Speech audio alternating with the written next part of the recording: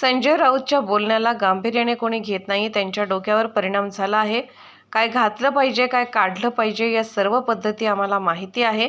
प्रकाश आंबेडकर यांनी वस्तुस्थिती मांडली आहे. अनेक वर्षापासून कुणबी नोंदी असूनही मिळाल्या नाही ते देण्याचं काम एकनाथ शिंदे यांनी शपथेवर केलं. प्रकाश आंबेडकर इंडिया आघाडीसोबत राहणार नाहीत म्हणून संजय राऊत त्यांना पकडण्याचा प्रयत्न करत आहेत, पण ते त्यांच्या हाताला लागणार नाहीत. प्रकाश आंबेडकर आले तर स्वागत आहे. भुजबळ साहेबांनी काय करावं हा त्यांचा प्रश्न आहे. सरकारने आपली भूमिका मांडली आहे. उद्धव साहेबांनी टीका टोमणे दिलेत, त्याला काही तेवढं महत्त्व देत नाही. झालेली निवड योग्य. महाराष्ट्रातल्या व्यक्तींचा गौरव होतं याचा अभिमान बाळगला पाहिजे. ज्याने तुम्हाला शिव्या दिल्या ते तुम्हाला चालतात, पण दुसरे तुम्हाला चालत नाहीत. पाहूया चौकशीमध्ये निघेलच. कोणती जमीन कशी घेतली, कोण कोण त्यात आहेत. जवळपास 47 कंपन्या आहेत अशी माहिती माझ्याकडे आहे. या सगळ्यात त्यांचा सहभाग आहे. अनेक बडे नेते यात सहभागी आहेत. चौकशी अंती मोठे मासे गळाला लागतील. संजय राऊतच्या बोलण्याला महाराष्ट्र आता सिरियसली घेत नाही. त्यांच्या डोक्यावर झालेला जो परिणाम आहे तर आम्हाला त्यांची काळजी वाटते की यांना कोणत्या दवाखान्यात ॲडमिट करायचं, म्हणून काय काढलं पाहिजे काय घातलं पाहिजे हे सर्व पद्धती आम्हाला चांगल्या प्रकारे माहिती आहेत. परंतु आता तुमची फक्त आवरून ठेवा, नसता ती सुटली तर लोक तुम्हाला पाहून हसतील. ते एक असं आहे की प्रकाश आंबेडकर यांनी शिंदेंना मराठ्यांचे टॉलेस्ट नेते म्हणून संबोधले आहे. तर संजय राऊत म्हणतात की आंबेडकर म्हणजे मवियाची एटीम आहे, ते आमच्या सोबतच आहेत.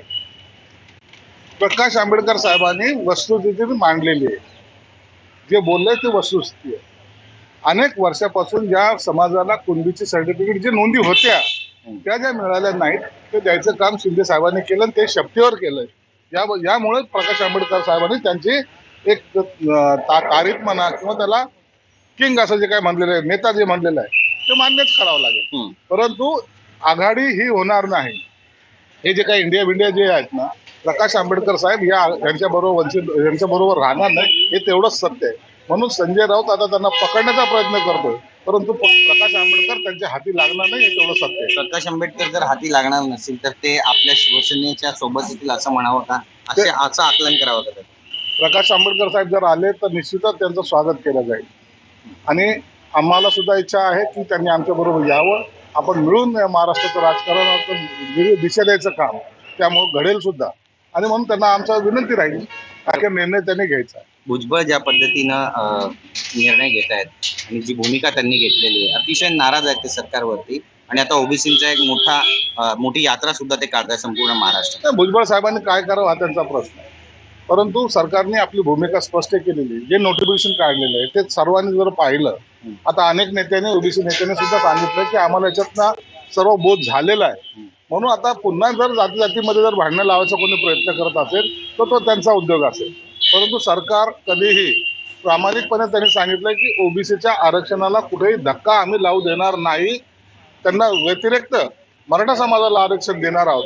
एवढी स्पष्ट भूमिका असताना सुद्धा हे वाद कशासाठी घालतात हा एक प्रश्न आहे. बरं, उद्धव ठाकरेंनी टीका केली आहे राहुल नार्वेकर यांची देशाच्या पक्षांतर बंदी कायदा समितीच्या अध्यक्षपदी निवड झाली आहे. लोकशाही संपवण्याच्या दिशेने टाकलेलं आहे, पुढचं पाऊल मानायचं का, असा सवाल ते विचारतात.